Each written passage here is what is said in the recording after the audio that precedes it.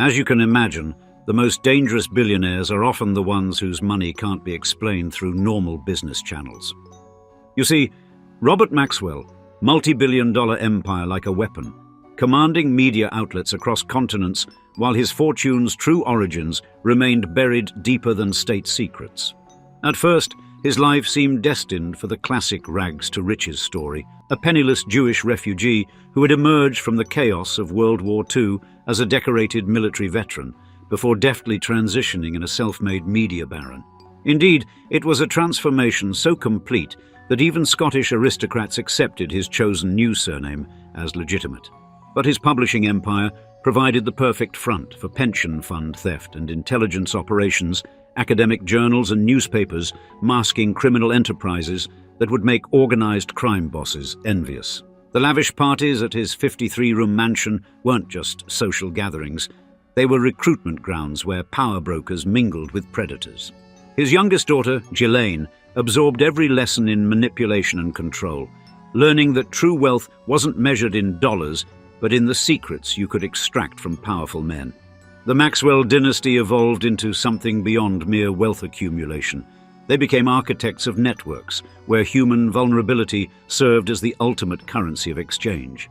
In today's episode of Old Money Luxury, we explore how a billionaire family's quest for power led them into territories where money and morality ceased to coexist. $4.5 billion. In 2025 terms, this was the empire Robert Maxwell commanded at his zenith in the early 1990s, a fortune built on ink, paper, and the careful manipulation of truth. His media conglomerate stretched across continents: Pergamon Press, Macmillan Publishers, Mirror Group newspapers, substantial stakes in Berlitz, Nimbus Records, and MTV Europe. The physical manifestations of this wealth defied ordinary comprehension. Headington Hill Hall rose from the Oxford landscape like a 53-room testament to ambition unbound. Maxwell had secured this Italianate mansion from Oxford City Council through an arrangement that would have made lesser men blush: renovations in exchange for occupancy. He called it the best council house in the country. Within its walls, politicians and celebrities mingled at lavish gatherings, while his youngest daughter, Ghislaine, navigated a childhood that oscillated between extraordinary privilege and emotional austerity. The London apartment adjoining Mirror Group headquarters overflowed with expensive art and furnishings, each piece a trophy, each room a stage for power. In New York, a Central Park-facing apartment commanded views befitting a media emperor. The yacht bearing Ghislaine's name, Lady Ghislaine, embodied excess in marine form. Jacuzzi, sauna, gym, disco, all floating symbols of a family that recognized no limits. Private jets and Concorde flights compressed the globe to manageable proportions. Oxford United Football Club became another possession, with Ghislaine serving as director. Sport transformed into another currency of influence. Paintings valued at $20,000 in 1991 would be worth $47,000 today. A $50,000 table would command $117,400.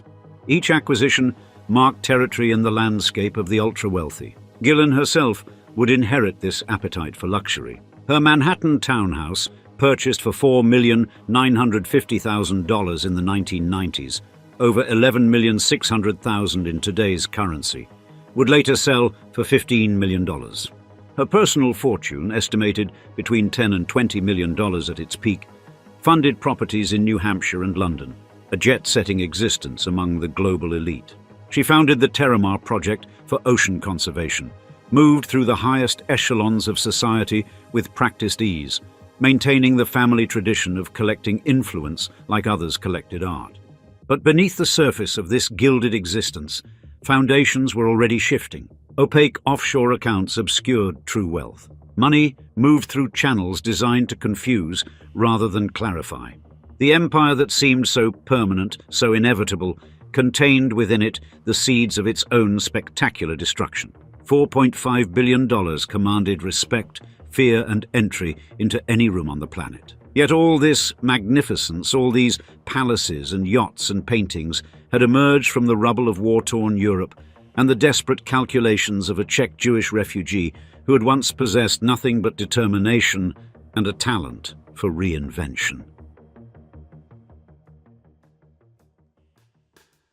The name Maxwell belongs to Scottish lords, to ancient estates near Melrose in Roxburghshire, to a lineage stretching back to Unwin and his son Maccus in 1070.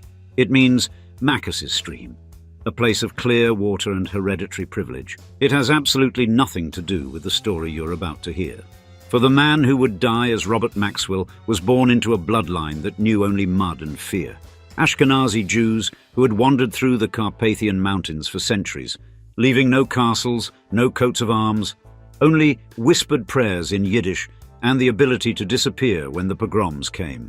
His people were shadows in the historical record, existing in the margins of empires that rose and fell around them like waves, their poverty so complete it erased even the names of his grandparents from memory. What survived was only this. They were farm laborers, breaking their backs on land that would never be theirs, in a corner of Czechoslovakia so remote that misery itself seemed to have forgotten its name. Into this inherited hopelessness came Mechel Hoch, a Jewish laborer whose greatest achievement would be fathering 9 children he could not feed, and his wife Hannah Slomowitz, who bore these children like a curse, each birth another mouth in a world already starving. They named their eldest Jan Ludwig, though names meant little when you owned nothing, not even shoes for your children's feet. Born on June 10, 1923, in Slatinske Doli, Czechoslovakia, a place that would later become Solotvino, Ukraine, as if even geography wanted to forget this beginning. The boy Jan grew up Orthodox, speaking Yiddish, understanding early that his kind were barely tolerated guests in a hostile world where even teachers turned their backs, while children who had learned their hatred young spat upon him. 4 years old before his feet knew anything but bare earth, one of 9 mouths competing for scraps in a hovel that stank of cabbage and resignation. But it was poverty, not prejudice, that shaped him most. That particular variety of want that gnaws at your bones, that makes you understand power not as an abstract concept, but as the difference between eating and starving.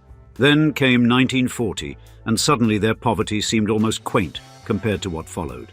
The Nazis brought lists, and on those lists appeared the names of Mechel Hoch, Hannah Slomowitz, and 8 of their 9 children. What happened next was so common, it barely made the historical record. A Jewish family disappeared into the machinery of genocide. Perhaps they died in Auschwitz, perhaps in bullets in a Ukrainian forest. The Holocaust was efficient that way, turning human beings first into statistics, then into smoke.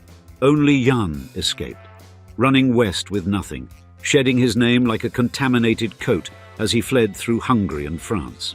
Jan Ludwig Hoch died somewhere between Budapest and Britain, and what emerged was a creature of pure ambition wearing the stolen name of Scottish nobility, Ian Robert Maxwell.